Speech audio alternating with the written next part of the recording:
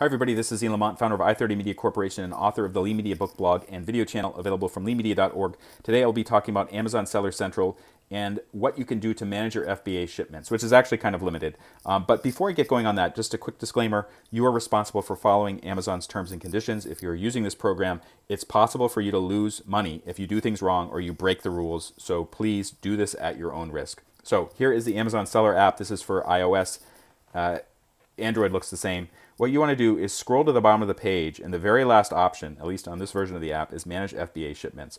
And I think this is a bit of a misnomer because it doesn't really allow you to manage much. Like, you can't create a new shipment from within this particular option. But what you can do is you can take a look at the shipments you've already sent out. So let's say that I wanted to take a look at this particular item. Okay, I can see the contents of it. So this is the product that I shipped. I can see that it's processing, and I can also see where it went. So ABE 8, that is the big Amazon fulfillment center outside of Philadelphia. It's in Florence, New Jersey, and it will send details of that. So what this is useful for is actually basically just checking up on shipments you've already made. If you really need to create a new FBA shipment, you have to be using the desktop version of Amazon Seller Central.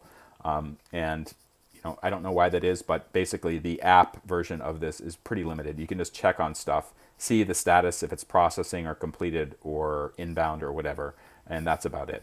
For more information on how to get the most out of Amazon Seller Central, including Amazon FBA, Amazon FBM, Amazon Advantage, and other programs, go to leemedia.org. I have a whole bunch of blog posts and videos. Just tap on the navigation, select blog or video. Also, if you've enjoyed this video or this helped you, please take a moment to like it or follow me on YouTube. I'd really appreciate that. This is Ian Lamont signing off. Thank you so much for watching.